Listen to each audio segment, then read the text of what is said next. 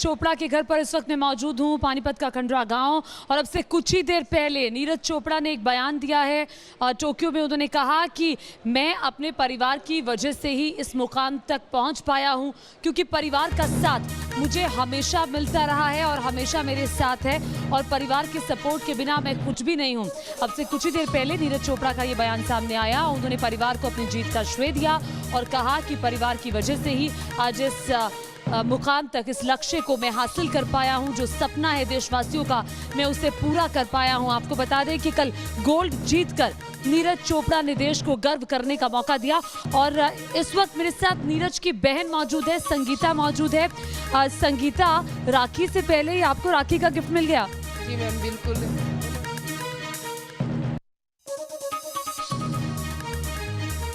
Throw छोड़ने के बाद जो एक्शन होता है, जो कॉन्फिडेंस होता है, वो कहीं ना कहीं दर्शा रहा था कि ये गोल्ड मेडल है।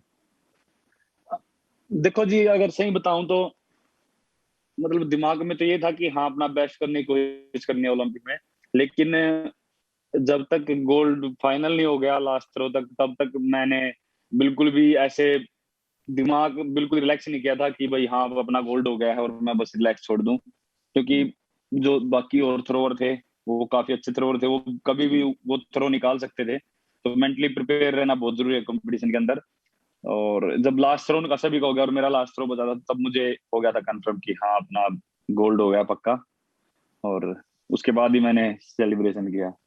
बिल्कुल। और नीरज भाई, अगर हम थोड़ा सा पीछे जाएं, जब आपने शुरुआत करी थी अपने इस स्पोर्ट की, सिर्फ पापा से भी बात हुई थी, वही बता रहे थे, हमने पहले भी बहुत बारी बात करी हुई है कि वेट लूज करने से सफर शुरू हुआ था और पहुंचा कहाँ? Gold medal, podium finish off Olympics. ये इसको कैसे देखते हैं आप? देखो जी, मैं सही बताऊं तो ऐसा कोई, जब मैं स्टेडियम में गया तो ऐसा कोई दिमाग में था ही नहीं कि मुझे स्पोर्ट्स भी करना है या फिर मैं कभी देश के लिए खेल लूंगा या इस लेवल पे मेडल जीतूंगा।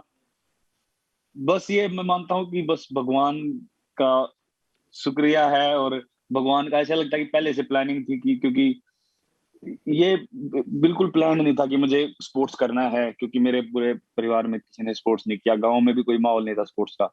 तो ये बस इत्तेफाक था कि मैंने ऐसे स्टेडियम में गया मैं, और मैंने जेवलिन थ्रो करना शुरू किया।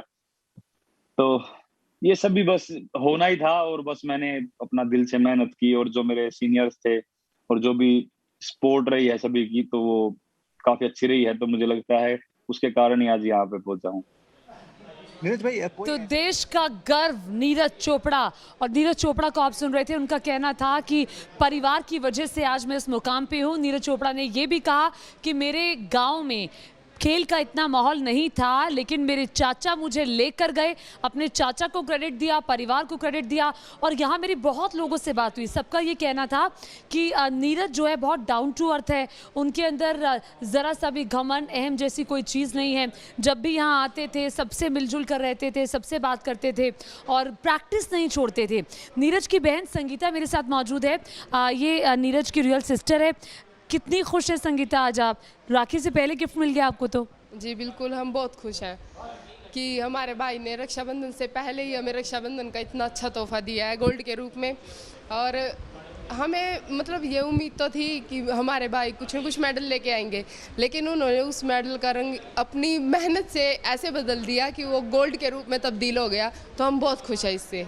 ठीक है, मुझे ये भी बताइए कि अब नीरज ने अभी थोड़ी देर पहले कहा कि मेरे चाचा मुझे लेकर गए थे खिलाने के लिए सबसे पहले। जी, क्या हुआ था? मतलब कि बचपन में ऐसा क्या इंसिडेंट हुआ था? नहीं इंसिडेंट तो नहीं, वो जब 15 साल के थे उनका वेट ओवर हो गया था, 80 किलो के बराबर चला गया था उनका वेट। तो फिर जो हमारे छोटे चाचा जी है, वो स्पोर्ट्स की तरफ उनका थोड़ा रुझान है। तो फिर उन्हें लगा कि मतलब भाई इसकी हाइट नहीं निकल सकती इस वजह से। तो फिर उन्होंने उसको रेस के लिए ले जाना शुरू कर दिया। 1-2 महीना वो रेस के लिए गए, उसके बाद फिर वो मतलौडा जिम जाने लगे। फिर उसके बाद शिवाजी स्टेडियम में जब उनका वेट मेंटेन हो गया, तो फिर उसके बाद उनकी जेवलिन जर्नी जो है स्टार्ट हो गई। अब से कुछ ही देर पहले नीरज ने बयान दिया है कि मैं आज जो भी कुछ हूँ वो परिवार की वजह से हूँ, और मेरे चाचा मुझे सबसे पहले लेकर आए, क्योंकि मैं जिस गाँव से आता हूँ उस गाँव में ऐसा कोई माहौल नहीं था।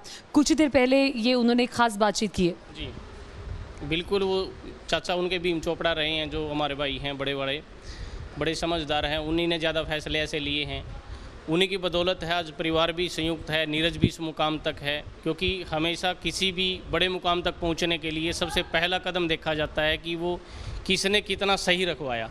तो मैं ये क्रेडिट पूरे फैमिली को तो दूंगा, लेकिन सबसे ज़्यादा अपने भाई भीम को दूंगा। अच्छा, तो भीम चाचा से अभी हमारी मुलाकात नहीं हो पाई है, वो दूसरे घर में इस वक्त मौजूद हैं, वहाँ पर भी बहुत ज़्यादा भीड़ है। देखिए, सिर्फ घर ही नहीं बल्कि घर के अलावा भी पूरा देश इस वक्त जश्न मना रहा है।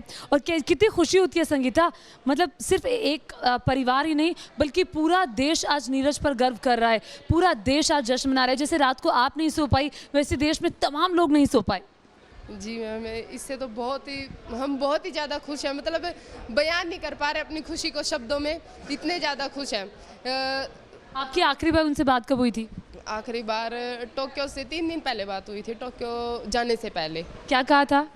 उन्होंने ये कहा था कि मैं अपना 100% दूंगा, और हमने भी ये कहा था कि भाई मतलब जितनी आपने मेहनत किया उसका 100% देना, क्योंकि हमें विश्वास था कि वो हमारे लिए कोई मतलब देश के लिए कोई ना कोई मेडल ज़रूर लेके आएंगे।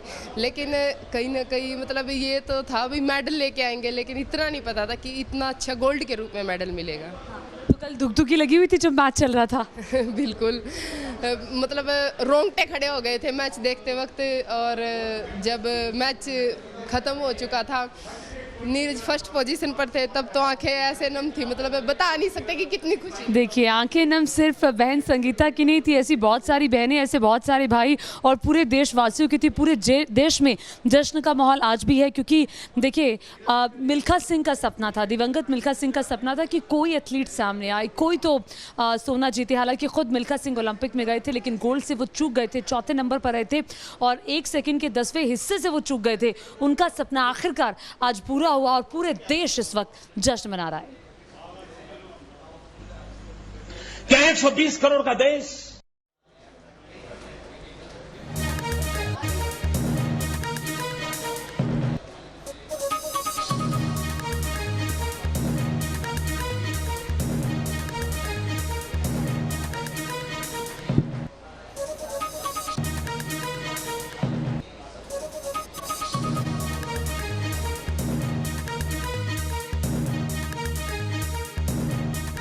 क्या 120 करोड़ का देश जब भी ओलंपिक गेम्स होती हैं उस समय टीवी में, अखबारों में, नेताओं में, सामाजिक जीवन में सब जगह पे चर्चा होती है, इतना बड़ा देश गोल्ड मेडल नहीं मिला, इतना बड़ा देश मेडल नहीं मिला, फलाना देश ये कर गया, ढिकना देश ये कहेगा। मैं सवाल, ठीक है स्थिति है, लेकिन क्या कभी इस देश की शिक्षा व्यवस्था को हमने इसके साथ जोड़ा? हमारी युवा पीढ़ी को हमने अवसर दिया? और क्या मित्रों 120 करोड़ के देश में नहीं मिल सकता है? अरे सिर्फ सेना के जवानों को एक काम दिया जाए कि जो न्यूली रिक्रूटेड सेना के जवान हैं उसमें से मैपिंग किया जाए, स्पोर्ट्स में रुचि वाले हैं उनको एक अलग जगह पर रखा जाए और उनको ही ट्रेनिंग देने का काम शुरू कर दीजिए। मैं बताता हूं मित्रों, 5, 7, 10 तो मेडल ये हमारे सेना के जवान लेकर।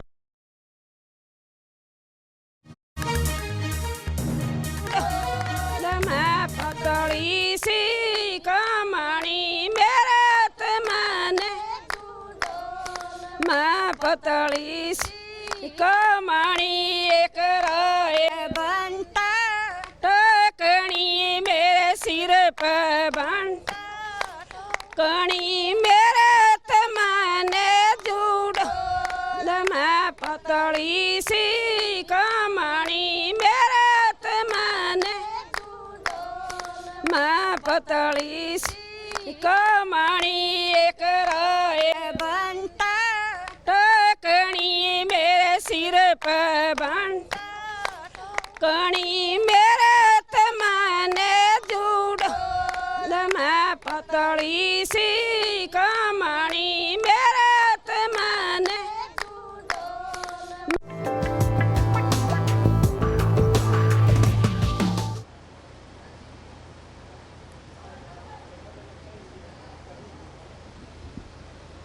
ब्रेक के बाद स्वागत है आपका। अभी तक आप क्रिकेट के चौके छक्कों पर तालियां बजाते थे, कल जेवलिन थ्रो पर आपने तालियां बजाई और ये तालियां बजवाने पर आपको मजबूर किया नीरज चोपड़ा ने, जिन्होंने देश के लिए सोना जीता है। और देखिए सुबह से आज मैं पानीपत के खंडरा गांव में मौजूद हूं और सुबह बहुत ज़्यादा धूप थी और देखिए अब बादलों को ज़रा देखिए, ऐसा लग रहा है कि बारिश होने वाली है। बादल भी जो है वो कहीं ना कहीं खुश हैं, झूम रहे हैं, ये कह सकते हैं।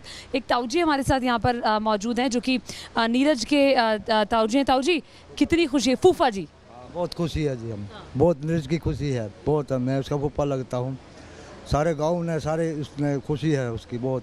बच्चे ने बहुत मेहनत करी है उसके खेल के बारे में बताऊंगा। कैसा बच्चा है नीरज? बच्चा बहुत शरीफ बच्चा है, बहुत सुधा बच्चा है, जमा कुछ बताऊंगा। सुथरा बच्चा है? हाँ सुथरा साफ बच्चा है, जमा सुथरा, 6 फुट लंबा बच्चा है और सुथरा बच्चा है बताऊँ। तो ये हरियाणा का दूध घी दही ने काम किया है? हाँ दूध दिए न, फिर उसकी मेहनत ने भी, उसके माँ बाप के विचार ने भी, उसके रिश्तेदार के उसने भी सहयोग ने भी, आप पर का भी, सरकार का भी सहयोग था उसमें। बिल्कुल फूफा जी, सिर्फ घर वाले ही खुश नहीं है बल्कि पूरा देश खुश है, जश्न का माहौल हर तरफ है। आइए एक रिपोर्ट आपको दिखाते हैं किस तरह से सरकार भी खुश थी उसमें। हाँ बिल्कुल, कल प्रधानमंत्री ने भी बातचीत की। आइए एक रिपोर्ट आपको दिखाते हैं। 130 करोड़ देशवासी आज यही कह रहे हैं, नीरज तुम पर नाज है, हिंदुस्तान उनके आने का इंतजार है और उसके बाद 130 करोड़ देशवासी खड़े होकर उनका इस्तकबाल करेंगे और वो इस बात के लिए इंतजार भी कर रहे हैं। वक्त यहाँ पर ब्रेक का, बहुत जल्द वापस लौटते हैं।